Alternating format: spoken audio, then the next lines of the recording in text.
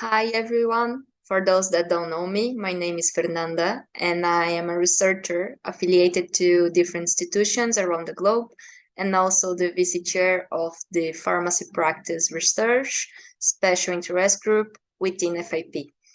And I'm here today to present to you some of the findings of our work on research methodology, but also to encourage you to participate on this new initiative of sharing your research through short videos. So let's start. This is the paper that I choose to talk to you today. It was published on RSAP, and it's about methodological standards for conducting and reporting meta-analysis. And I believe this is important for us to know what we can do better in the field of evidence synthesis.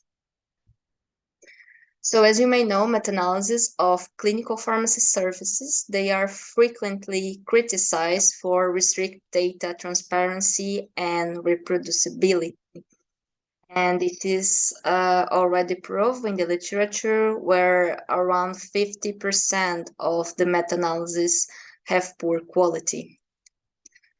So with that in mind, the aim of the study was to describe the methodological standards and characteristics of meta-analysis of pharmacist-led medication reviews, because this is one of the most provided services in our field.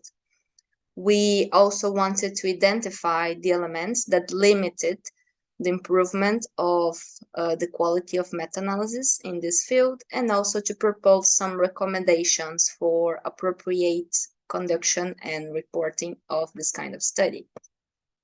So for that, we perform a meta-research study, and we did some systematic search in the literature to identify meta-analysis of pharmacy services, and then we did two replication exercises. The first one, considering the data provided by the authors of the meta-analysis themselves, and another separate exercise considering the raw data available in the primary studies included in the meta-analysis. And then we compare the results.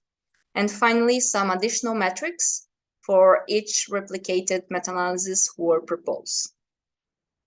So at the end of the systematic search, we were able to include 9 studies.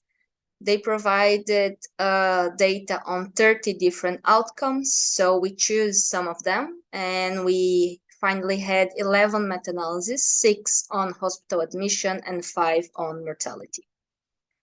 Unfortunately, half of this meta-analysis differed from the replicated meta-analysis did on our exercise, so the results were not the same. In around 64% of cases, the authors of the meta-analysis did not mention the statistical methods. In all of the cases, the authors omitted at least one meta-analytical parameter that was important for the replication exercise. And in about 80% of cases, the data from the primary studies were incorrectly extracted by the authors of the meta-analysis for at least one variable. So considering this scenario, we proposed 9 recommendations to facilitate the replication of meta-analysis in the biomedical field. The first one is to provide all data used to build the meta-analysis, to also inform about inputted data and data obtained from different sources other than the article or the manuscript itself. And if this kind of data is used, it's important to perform sensitivity analysis and compare the results with the original analysis performed in the replication exercise. It's also important to inform about the statistical method, the models, and the effect size measure that we are using. And of course, the statistical results for each replicated or each built meta-analysis. We also proposed 3 additional metrics, so to inform about prediction intervals, number need to treat, and fragility index. So, the prediction interval, also called forecast intervals, it's better to predict the behavior measurements from some distribution values in a meta-analysis. especially if we have high heterogeneity between the included studies. So the prediction interval is wider than the usual 95% confidence interval because it better represents uncertainty. So it allows a more informative and true conclusions. Number needed to treat, it's also a valuable metric in daily practice, and it's more intuitive for healthcare professionals and in decision makers because its calculation is based on the absolute risk. So the number need to treat is the number of patients that we need to treat in order to have one additional benefit or one additional harm.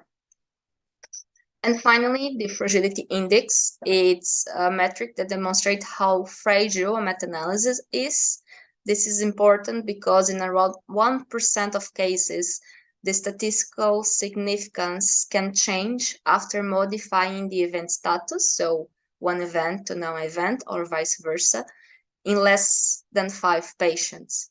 So it means that the lower this index, the more fragile the meta-analysis is.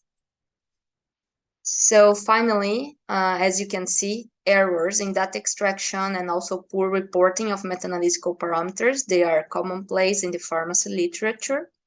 So based on that, we propose these 9 recommendations to embrace data reproducibility and also interpretability. And we believe that journal editors and of course peer reviewers, they should ensure that the authors of the meta-analysis in our field strictly comply with these minimal standards for conduction and reporting of meta-analysis.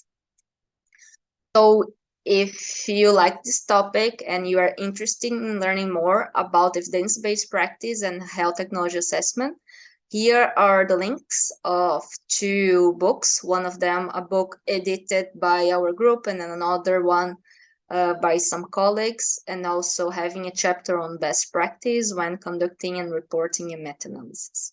So I hope you like it, and thank you very much.